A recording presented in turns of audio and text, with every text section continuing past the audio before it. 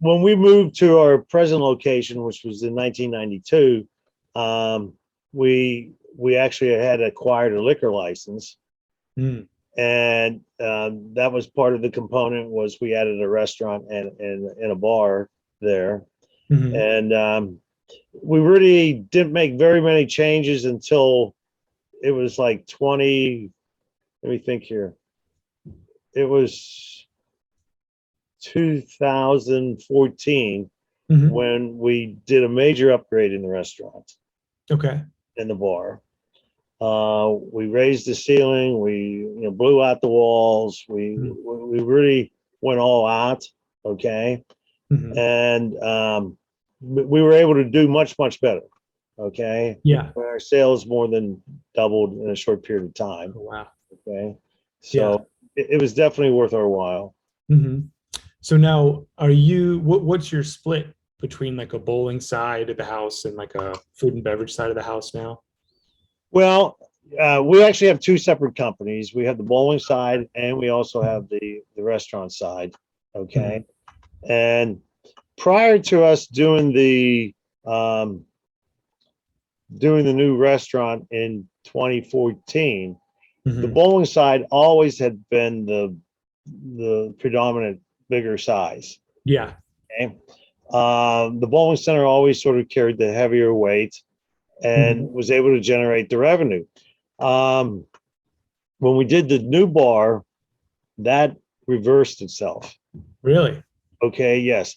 The restaurant and the bar outdoes the bowling center in sales.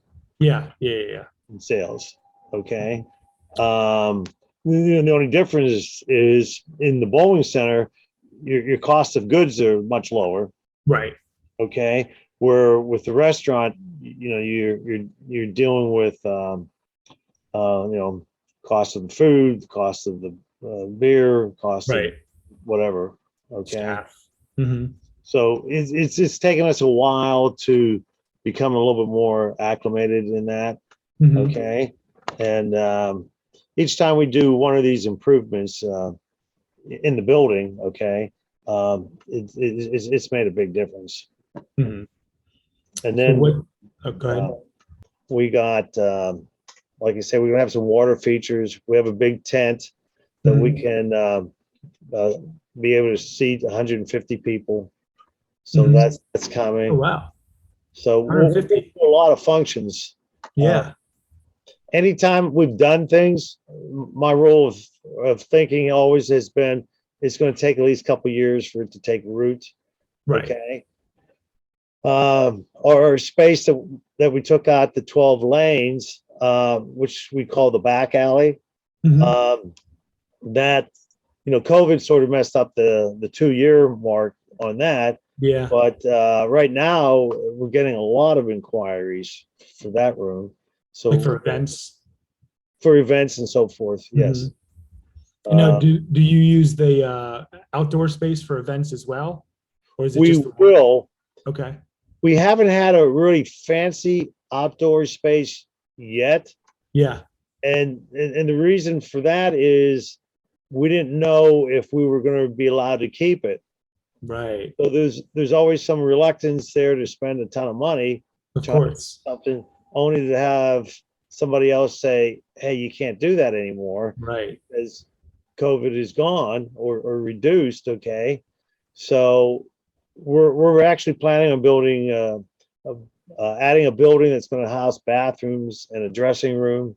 Oh, wow. Okay. So we're planning on being out there permanently. When I say permanently, I mean seasonally, but every year. Yeah. Okay.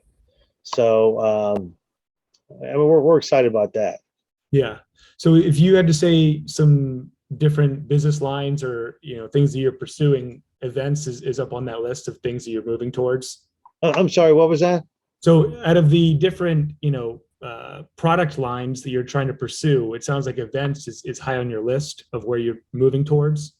Well, I would say yes, and part of the reason is we've been in business so long in bowling, okay, that everybody sort of knows us. And yes, we do a lot of bowling events. Okay. Mhm. And I most certainly don't want to downplay that at all. Right. But there's only so many events you can do because Sure. we've already done them. Okay. Right. Or we do them on a regular basis. But now the outside stuff, that's sort of like new territory for us. Right. Opens And up a whole new, yeah.